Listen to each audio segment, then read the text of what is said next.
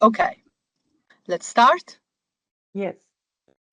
Okay, so I'll start, and I just want to say that today is our fourth transdisciplinary webinar, and we are delighted to welcome Manuelina Maria Duarte Candido, that is the coordinator of the Branch Advisory Board and professor in graduate program in social anthropology at the Federal University of Goiás in Brazil.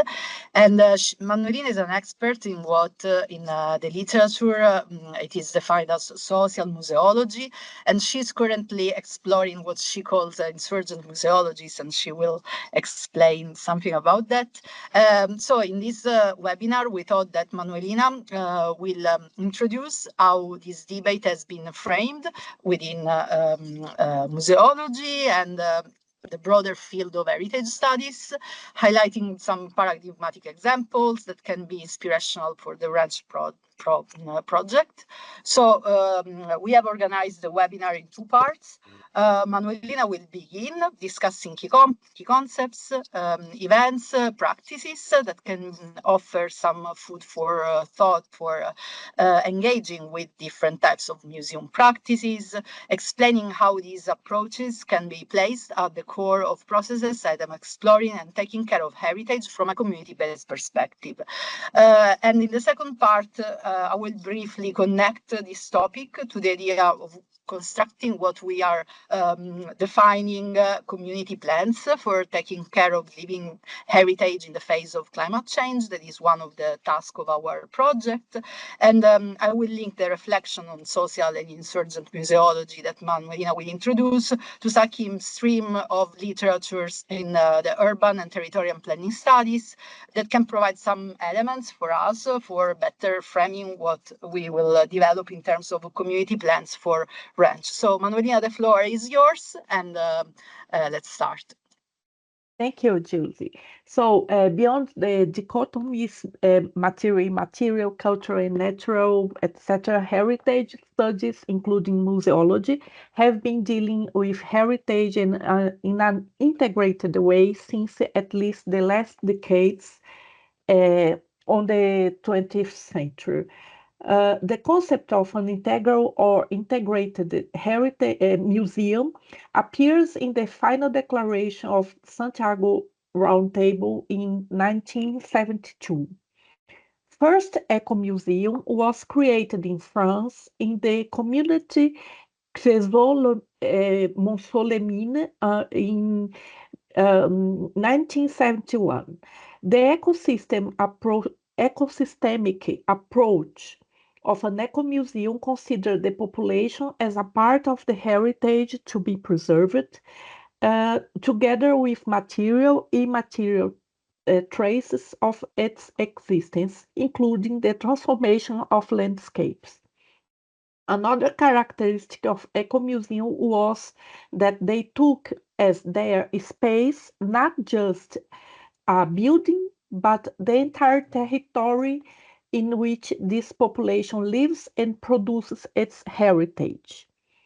This usually happens through the musealization of different significant spaces considered to be the ecomuseum's antennae, as you saw in the last slide. At the end of the 20th century, ecomuseums, territory museums, neighborhood museums, community museums, and many other models were experimented with in a new trend that is called Nouvelle Muséologie. I will say in French, but it's new museology, but the trend has its origin in France. Giusy, the slides are one after I'm talking, Okay. maybe if my notes are not correct. It's considered that the museum fact was no longer about relationship between the public or audience and the collection in a building, but between relationship between population and its integrated heritage in the territory where they lived. They live. In addition to bringing people to the center of musealization of the musealization process, moving it away from collections, these people are no longer passive audiences for what is proposed by experts, but participate in the decision making. Yes, next now. Thank you.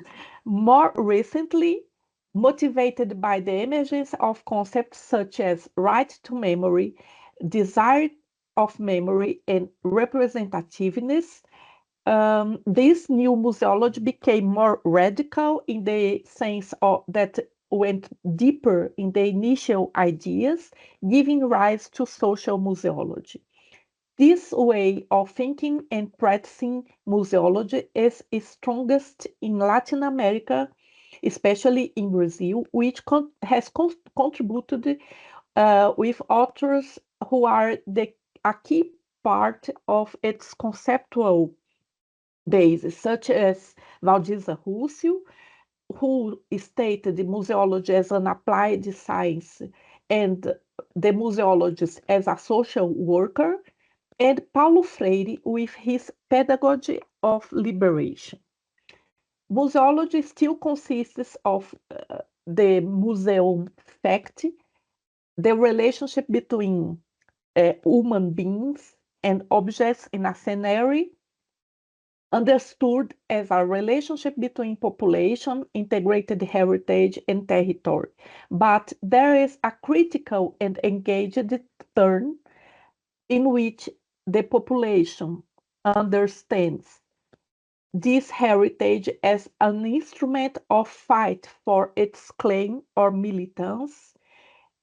The territory appears as the setting, but also the object of these fightings, these struggles, which include the fight for land, housing, and equal opportunities. The body is also a territory for that social museology is interested in, especially the unequal right of existence of some non-normative bodies, like such as LGBT, racialized, obese, and disabled people. The forms of museums that emerge from social museology are themselves counter-normative, and in them people excluded from classical museums find protagonism and empowerment from the possibility of making their own narratives in the first person. So I'm going to present a few cases called museums or not that are close to these new ways of thinking about museology. At the Museum of Mangrove, the Museu do Mangue in Fortaleza, Ceará, northeast of Brazil, a group of residents were concerned about the preservation of the mangrove, promoting collective actions to collect garbage, in which they also found animal carcasses and other elements that became a small collection for educational purposes. They renovated the ruins of an abandoned bar in a joint effort to preserve these small collections and called this experience an ecomuseum. Over the years, they have strengthened their educational activities by receiving schools groups whose children at the end of their visit plant seedlings of native species and have thus replanted dozens of hectares of mangrove swamp. The cultural banks, Banque Culturelle, appeared in the 1990s in Mali and after spread in West Africa, Benin, Togo, Guinea-Conakry, are often referred as inspiration for Nouvelle Museologie and social museology. Their origin is due to the question how to convince an extremely poor population to preserve its cultural objects, some of which have great historical value, instead of selling them to collectors to solve survival problems? The answer is an associative structure like linking museum economic and social activities in a space comprising a museum, a microcredit center, and a training center. The person who deposits a documented cultural object in the cultural bank will, if accepted, receive a loan and in return to undertake income generating activities. The object remains the property of the person, of the owner. The loan amount depends much more of the information attributed to the object than on its market value. This encourages owners to conduct research on the object they wish to deposit in their cultural bank that for once uses the collection for exhibitions and education. The experience of cultural banks continues to influence new activities, new initiatives, such as one called Museu Bank in Aubervilliers, France. It is a project of the association Maison de la Sagesse Traduire, including exhibition, seminar, and other initiatives called Archiving Object Stories, Object Biographies, and Shared Cultural Values. Its goal was to adapt to France's context the original initiative of the African Cultural Banks, linking preservation of heritage for local cultural and economic development. To achieve this goal, it works helping micro entrepreneurs to realize their projects while highlighting the uniqueness of their individual journeys.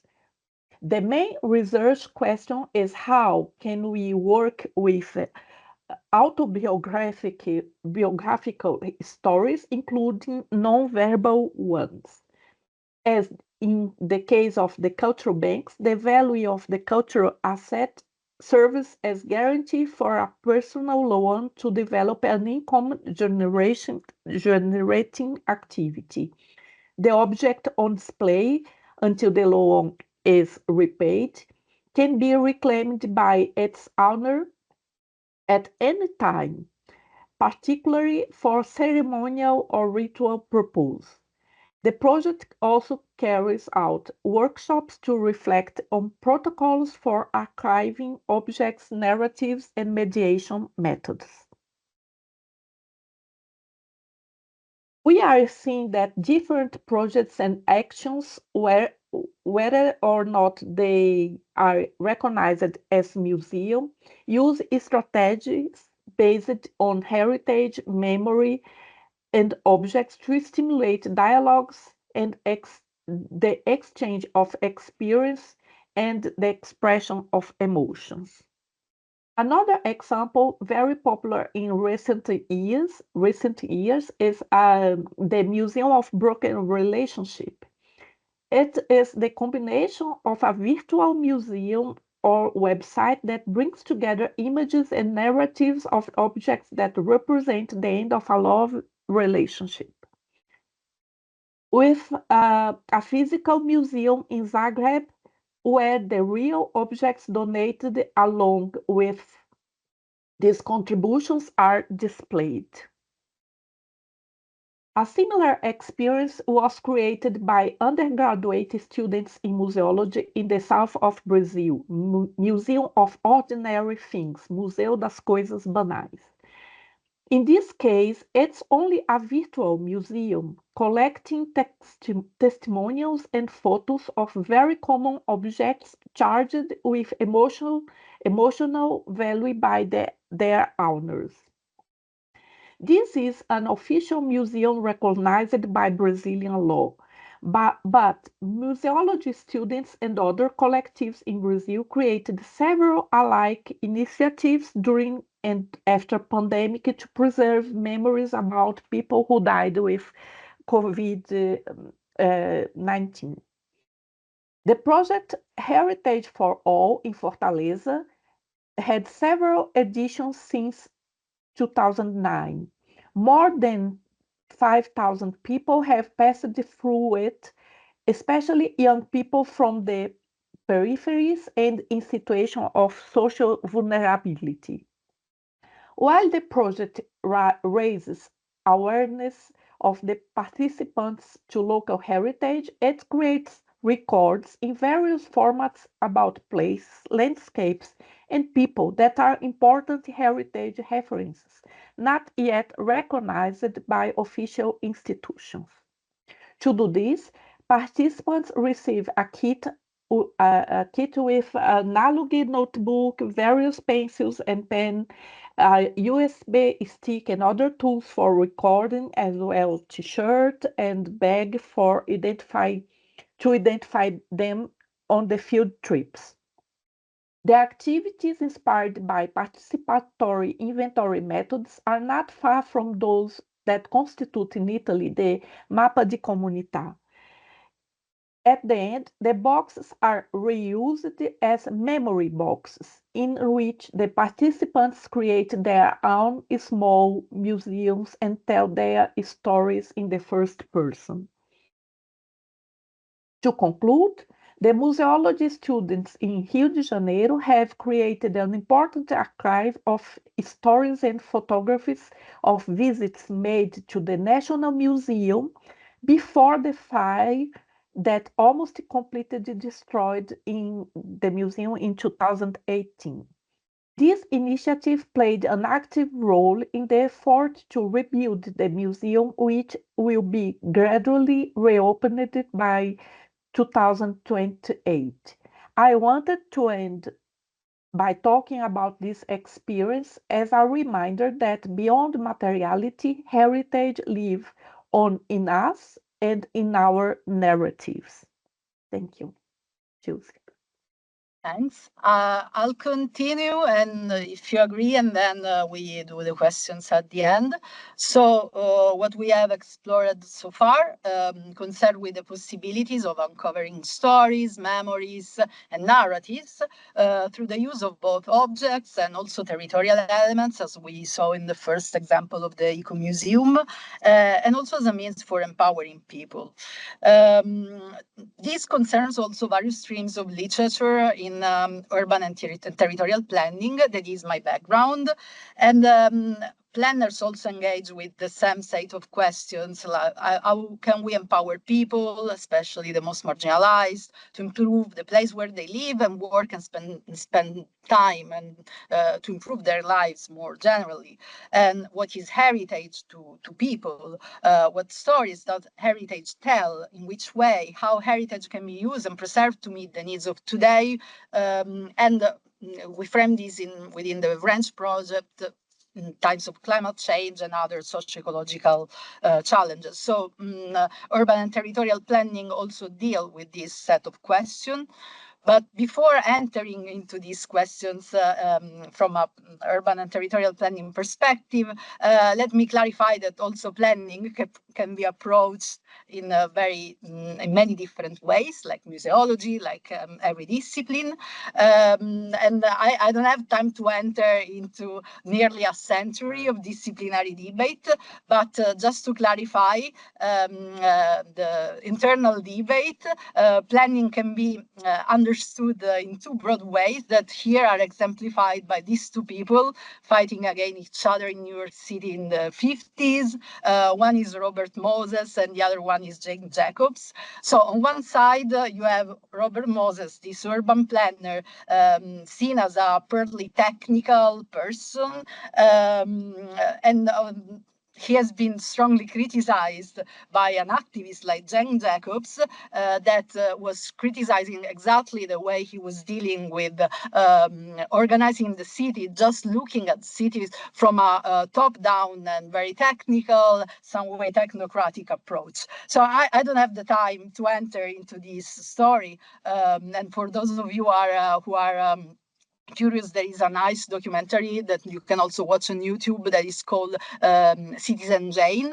And but just to clarify, what I'm trying to tell with this story is that on one side you have those who plan cities based on a more modern, functionalist, efficient-driven, profit-driven approach. And here this is exemplified by Moses. And on the other side, you have those who emphasize the centrality of people's life in public space, championing mixed-use environments, defending places for historical and social significance for people. And this is exemplified by Jane Jacobs. So in the same line of Jane Jacobs, there is a long tradition of planners that is not viewed as a technical profession, but more as a political endeavor, as defined by, for example, the planning scholars like John Forrester, among many others. Since planning inherently deals with values, interests, and power dynamics, and planners can have a say in the pursuit of what with the words of David Arwell, we would call the just city. So just this is to clarify that when we talk about community-based planning and this approach also for the Ranch project, this is more aligned with the Jane Jacobs approach and critique of urban planner just as a technocratic endeavor. And it is more aligned with this idea of trying to engage with the needs people, the needs of people on the street level. And what this has to do with the heritage debate. So heritage intersects this broad disciplinary debate in two ways.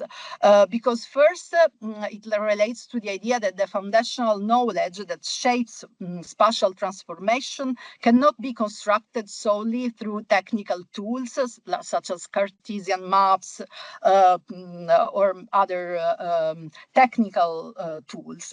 Instead, it must incorporate a variety of knowledge forms, including stories, memories, and narratives of a variety of people, as emphasized by a variety of planning scholars that also have mixed and engaged with the intersection between the value of narratives and the way planning knowledge is constructed, like Dolores Ayen, Leonie Sandercock, and more recently Magdalena Novova and Katarina Ortiz from the Global South. Also, in the same line of reasoning, if we agree with the perspective that planning should serve as a tool to support people in shaping their future, then the heritage-making process that has been described by Manuelina and that we are dealing with the Ranch project can serve as an empowerment process that has implication with the way the urban territorial space is organized. And again, there is a huge stream of literature that is reflecting about that, especially emphasizing the importance and the perspective of how we can learn from the Global South in this respect. So social museology and territorial planning intersect in what Manuelina recalled at the beginning, that are the principle of the Santiago Declaration that talks about this idea that heritage can be understood not just as something fixed or something only related to objects or that stay inside a museum, but engaging with heritage as a territory in terms of what another planning scholar, Italian planning scholar, then called territorial heritage. That is this broad understanding of the relationship between heritage and territorial dynamics. And so these two fields, museology on one side and urban planning on the other side, with this approach that we have recalled so far, intersect in the principles of the Santiago Declaration, but also the idea that there can be tools such as ecomuseums that understand museum not as a building, but more as the territory territory around the territorial heritage, and this can be viewed both as a museology question and problem, and as well as an urban and territorial planning question. So, and this is the reason why in Rent we are trying to engage with this effort of also trying to construct these community plans for taking care of living heritage in the face of climate change.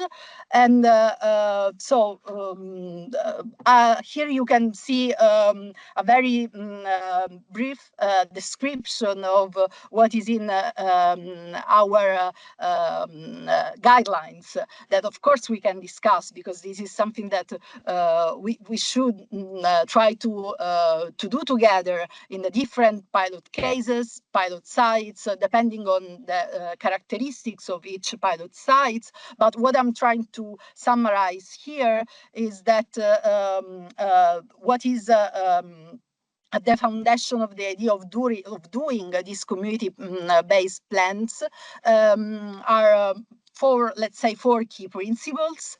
First, that we recognize that our perspective as experts alone is not enough. It's insufficient to fully grasp the complexity of heritage-making processes and territorial dynamics. Then also, I think we aim to explore not only how heritage can be preserved, but also how it can be actively used, considering the perspective of those who engage with it, and assigning meaning to the processes of use of heritage, and understand how we can take care of it as a collective effort. Then we also understand that heritage sites are not isolated objects, rather they exist within interconnected socio-ecological systems, socio-ecological relations. And this is why we also investigate the surrounding of our pilot sites, not only the site as it is, for example, the Durham Castle, or the former military hospital in Naples as buildings, but we're also some way, or the Dom in Ragusa Dom and Church, we also some way interested in understanding what happens around these buildings. Then in cases like Galicia or Argentina, our pilot sites are broader than just one building. And so this will allow us to enter into the complex territorial dynamics. And finally, I think that we also seek to produce a document that can be shared with the communities we engage with. So if we think of this document as a sort of strategic plan, it can be structured to organize action and to speak a language that resonates with both experts and decision makers. And how this connects with museology and with what Manuelina has presented us, that the same document, the same plan can also take the form of an exhibition, because exhibitions some way are tools to facilitate the public debate on what people remember, perceive, tell about, care about, and envision for the future of the heritage sites they live with. So in this sense, the creation of Manuelina was referring to mappe di comunità, or community maps, collective maps in Italy, that have long been used in this tradition of planners that engage with territorial heritage. So the map itself could be at the center of a collective exhibition, or even using other tools, means, objects, stories that can be recalled in different ways depending on the communities we engage with. This exhibition could be opportunities to collectively reflect upon the heritage process we are engaging with.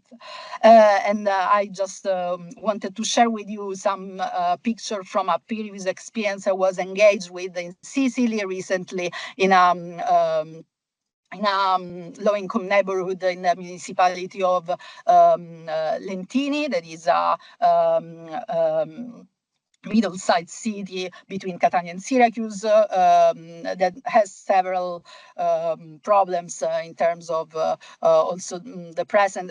It's what Marco would call a West, an example of the Westocene, because they had to deal not only with a mega project related to the dumping ground, but also with several threats related to the construction of incinerators. And they have fought all these struggles, and in the meanwhile they are working for reflecting how to improve the neighborhood where they live, trying to engage a variety of people, including people that have problems with the